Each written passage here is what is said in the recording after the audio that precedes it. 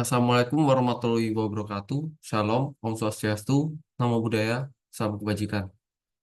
Izin memperkenalkan diri, nama saya David Dalius dengan NIM 121370043 dari Teknik Pertambangan ITERA.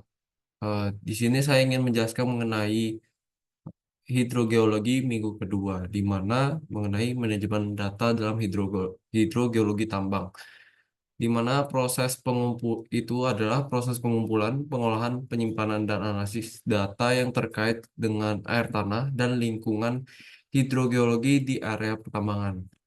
Pengolahan data yang baik sangat penting untuk memastikan operasi tambang berjalan efisien, aman, serta memenuhi peraturan lingkungan.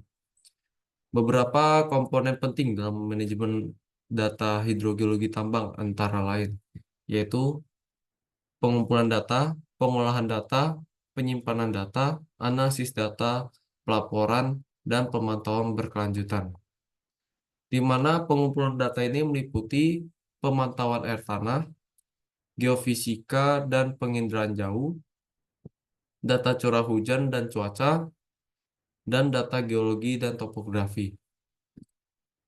Kemudian di pengolahan data meliputi pengolahan database, koreksi dan validasi data, dan integrasi data. Kemudian di bagian penyimpanan data, yaitu antara lain Sistem Informasi Geografis atau SIG, di mana itu tuh adalah alat yang sangat berguna dalam hidrogeologi tambang untuk visualisasi data spasial.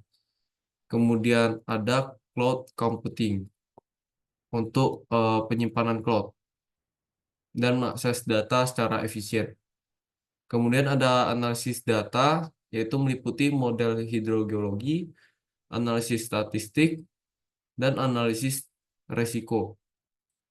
Di mana model hidrogeologi ini yaitu mengenai penggunaan perangkat lunak simulasi untuk memodelkan pergerakan air tanah di bawah area tambang yang berguna eh, untuk memprediksi dampak dewatering atau aktivitas pertambangan terhadap sistem air tanah.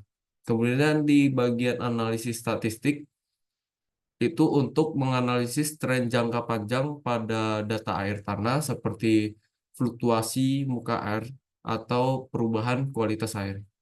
Kemudian di bagian analisis resiko itu untuk menilai potensi resiko yang diakibatkan oleh perubahan sistem air tanah akibat operasi tambang, seperti penurunan muka air tanah atau pencemaran.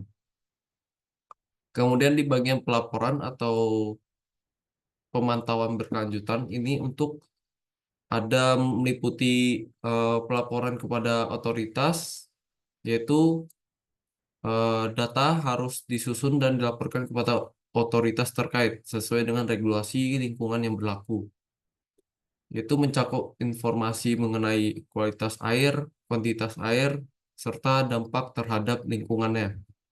Kemudian di bagian pemantauan berkelanjutan itu harus dilakukan secara rutin untuk memastikan operasi tambang tidak menyebabkan masalah lingkungan yang tidak terduga, seperti pencemaran air atau penurunan signifikan pada muka air tanah. Manajemen data yang baik dalam hidrogeologi tambang ini dapat membantu memastikan bahwa operasi tambang berlangsung dengan efisien, mengurangi resiko, dan meminimalkan dampak lingkungan.